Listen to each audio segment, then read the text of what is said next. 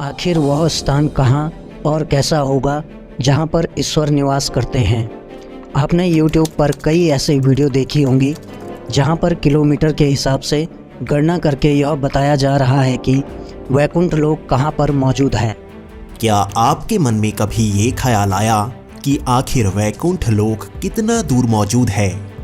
आखिर वो स्थान कहाँ और कैसा होगा जहाँ पर साक्षात ईश्वर निवास करते हैं? इसी कारण आज हम ये वीडियो लेकर आए हैं ताकि आपको पूर्ण सत्य बता सकें और कई भ्रमों को दूर कर सकें। तो वीडियो शुरू करने से पहले एक बार मन में ओम नमो नारायण जरूर बोलें। दरअसल आपने कई वीडियो देखी होंगी जिसमें पद्म पुराण और ब्रह्म पुराण और विष्णु पुराण के अंशों का अर्थ निकालकर यह बताया जा रहा है कि वैकुंठ लोक 4 पदम 10 नील 40 अरब 3 खरब 15 करोड़ 78,444 किलोमीटर दूर है। यानी कि इस बात को भी साफ नहीं किया गया है कि वह स्थान भौतिक अवस्था में है भी या नहीं। तो चलिए सबसे पहले तो इस बात को जानते हैं कि इसमें कितनी सच्चाई है। ब्रह्म पुराण और पद्म पुराण में वैकुंठ के सफर का वर्णन ही मौजूद नहीं है। इसमें ब्रह्मा जी और ब्रह्मलोक का वर्णन मिलता है। हम आपको बताते हैं कि हमारे ग्रंथों को 2 भागों में बांटा जाता है, जिसमें पहला श्रुति और दूसरा स्मृति है। श्रुति यानी कि देवताओं द्वारा बताए गए शब्द, वहीं स्मृति यानी कि जो याद रहा। पुराण भी स्मृति में आते हैं जो पीढ़ी दर पीढ़ी सुनाया जाता रहा। इसी कारण इनमें त्रुटियां आना संभव है। इस कारण हम वेद उपनिषदों को ज़्यादा मान्य मानते हैं।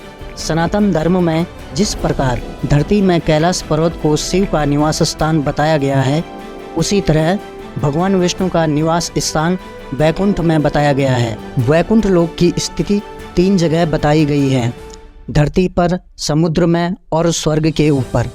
वैकुंठ को विष्णु लोक और वैकुंठ सागर भी कहते हैं। भगवान श्री कृष्ण के बाद इसे गोलोक भी कहा जाता है। ब्रह्मांड को उतना ही बड़ा कहा जा सकता है जहां तक ये फैला हो।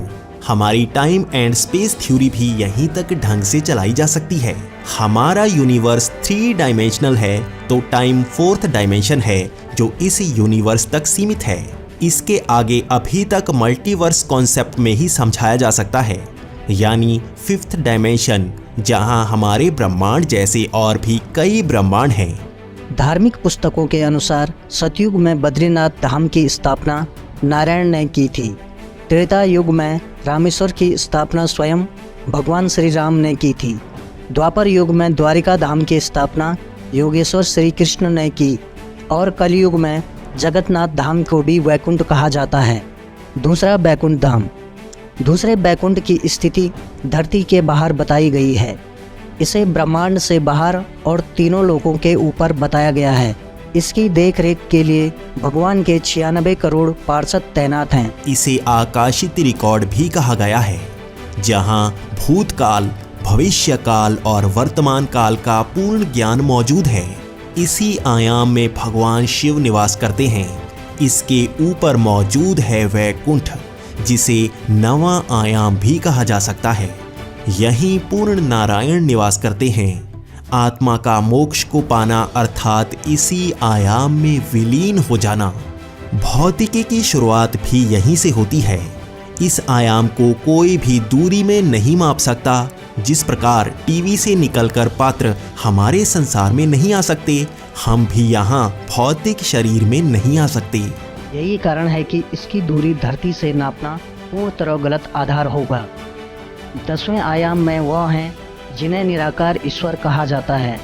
हम उन्हें सदाशिव, सत्य, महाविष्णु, शक्ति और भी कई नामों से जानते हैं। उनका रंग रूप आकार नहीं है।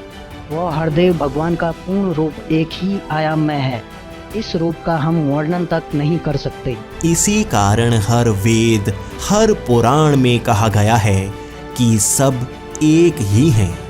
इस रूप का तो हम वर्णन तक नहीं कर सकते। दोस्तों, हम आशा करते हैं कि आपको ये वीडियो अच्छी लगी होगी। हमने इसे बनाने में बहुत मेहनत की है। सवाल ये नहीं है कि ईश्वर है या नहीं, सवाल ये है कि हम उन्हें कैसे पा सकते हैं।